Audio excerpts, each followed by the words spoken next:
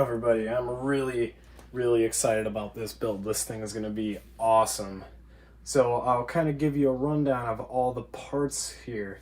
Well, I guess we'll first start off with the graphics card. So this is an XFX R9 280, and I love the design of these graphics cards. I just love those red accents there. So I got this used for about 50 bucks. I actually got it in just kind of a bundled deal with an old CyberPower PC that was no longer being used. After parting it all out, this came out to about 50 bucks there. The case NZXT Source 220 that I got from a local recycling center, that was also $20. It's everything is being powered by the EVGA NEX 750B, which I also got from that CyberPower PC, which was pretty surprising. I didn't realize that they would have put such a nice unit in there. And then the heart of the system is going to be a first-gen i7-870. So I actually got this motherboard in an old half-X case off of Craigslist. It was just the CPU, the motherboard, and the case, so I kind of took a chance on it, and it turned out it worked. Grabbed 16 gigs of DDR3 1600 memory off of eBay for 35 bucks. So that's a pretty awesome baseline for a system. So it did have the stock cooler attached, and it was just not in good shape at all. So I grabbed this Thermaltake Gravity i2. So as soon as I open it up, I'm taking a look at how much thermal paste is actually applied there and how big the actual contact is, and it doesn't look like a lot. So we're not going to be overclocking the i7-870, but we'll see how that works out. And then for the solid state, I already got it in an adapter here. This is just like an unbranded light-on. I think it was like a Dell OEM part that I pulled out of my old laptop. So I just had that lying around. That'll work great as the boot drive. And then this is a Seagate 1TB 7200 RPM Barracuda 32 megs of cache. It'll get the job done for just general storage. So yeah, I'm gonna start putting it together and hope it actually all works out here.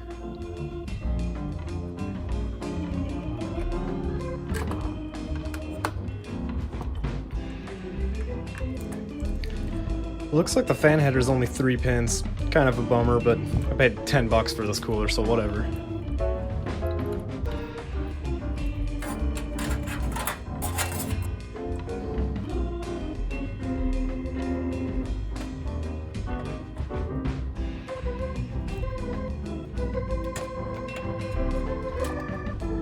But does it post?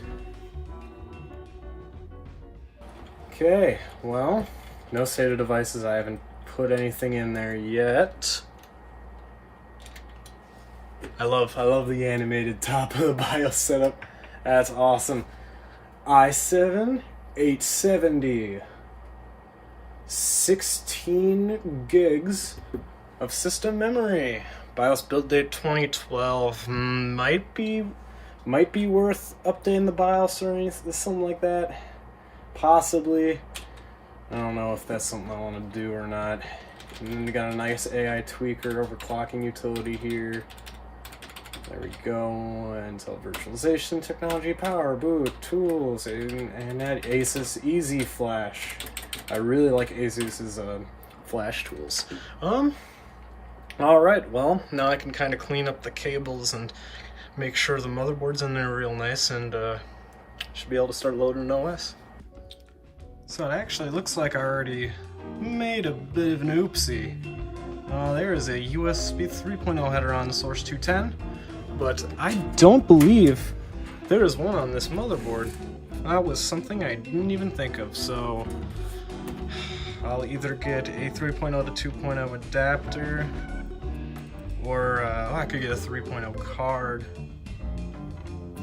We'll find out about that later.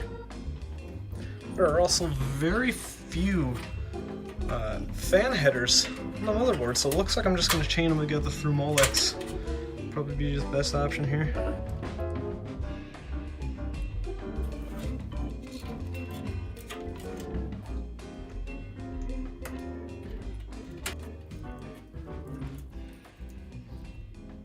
So it looks like we got a 2032 on Time Spy here. So taking a look at some of the thermals. Yeah, we're starting to get a little bit hot on the CPU here, but peaking at 70C under full load on that stock cooler isn't too bad. And then our GPU temps took quite a bit to get up, and wow, like 60C. So our GPU is running a lot cooler than our CPU actually. But yeah, I mean, 70 is, I mean, that's a little hot, but that's worst case scenario and on that tiny little cooler there. So I'm actually pretty confident in those temperatures. And it looks like we sustained,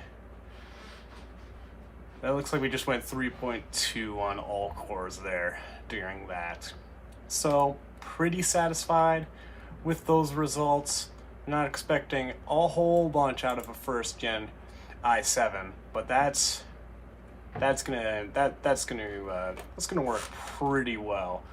Also, one thing I didn't realize is that the first gen i7's actually only, at least the i7-870 only supports 1333, so I do have 1600 megahertz RAM in there, but it's just going to be clocked down to 1333.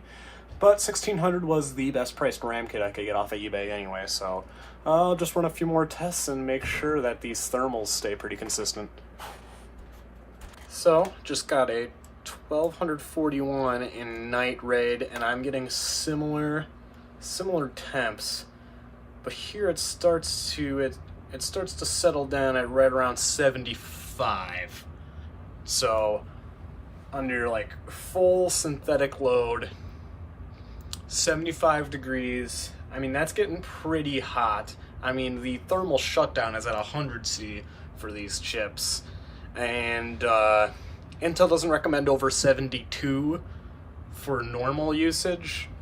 And then 80 is kind of the max for any usage from the research I was doing. So pretty okay with these, especially considering under normal load throughout this test it was getting like, it was right at 50C. So not incredibly worried about it.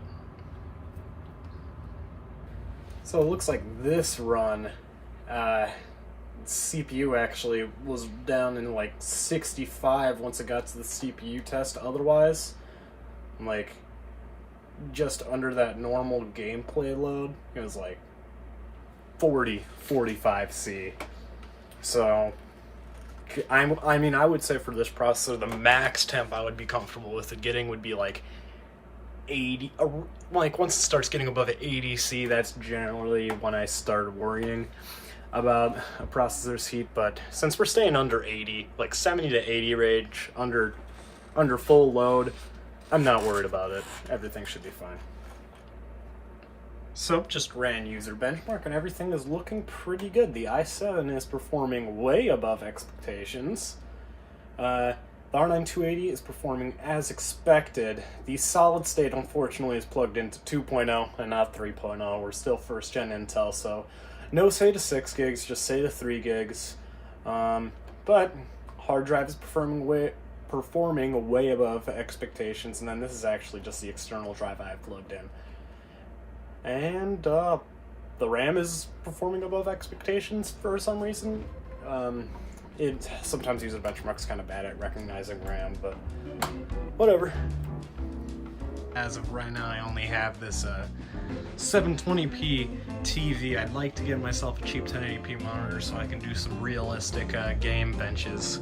Otherwise, there will definitely be some more videos coming up whenever I find some more good deals on parts. So stick around. Thanks for watching.